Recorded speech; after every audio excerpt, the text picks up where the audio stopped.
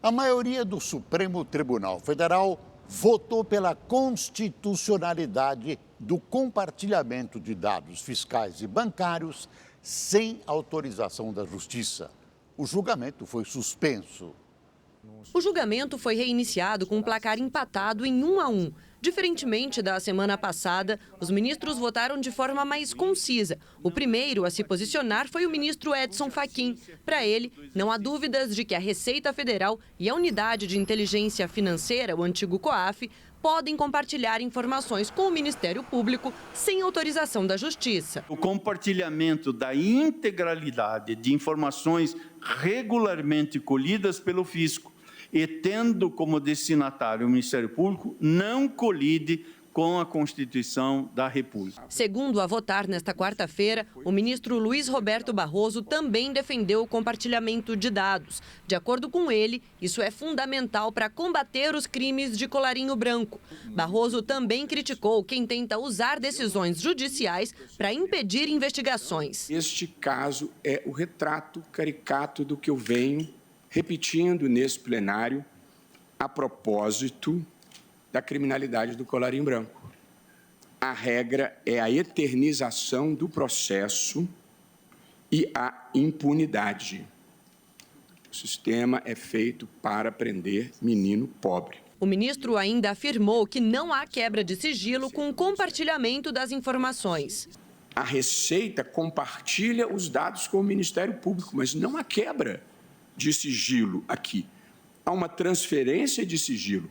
E o Ministério Público tem o dever de preservar este sigilo. Os votos dos ministros Rosa Weber e Luiz Fux também foram pela constitucionalidade da troca de informações entre a Unidade de Inteligência Financeira, a Receita Federal e o Ministério Público. Este Supremo Tribunal Federal admitido, inclusive, que provas produzidas em sede processual penal, resultantes de quebra de sigilo, que somente poderia ter lugar naquela espécie de procedimento, sejam compartilhadas para fins de instrução de processos administrativos disciplinares, onde originalmente não caberia o afastamento do sigilo. Não constitui violação do dever de sigilo.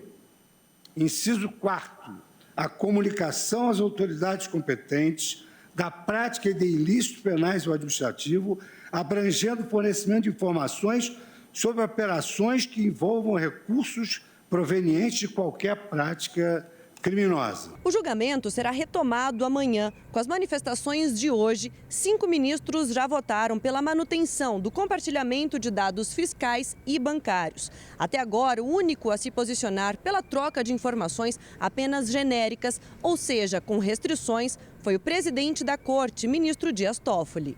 Em julho, o ministro suspendeu todas as investigações em curso do Ministério Público que tivessem utilizado dados detalhados por órgão de controle sem autorização judicial. Mais de 900 investigações foram afetadas. O presidente do STF adotou a medida ao estender a outros casos a decisão que tomou em favor do senador e filho do presidente da República, Flávio Bolsonaro. O parlamentar é alvo de uma apuração baseada em relatórios de transações financeiras atípicas emitidos pelo então COAF. Parece que Deus está iluminando o STF nesse processo. Não há alternativa. Num mundo civilizado, esses dados são compartilhados.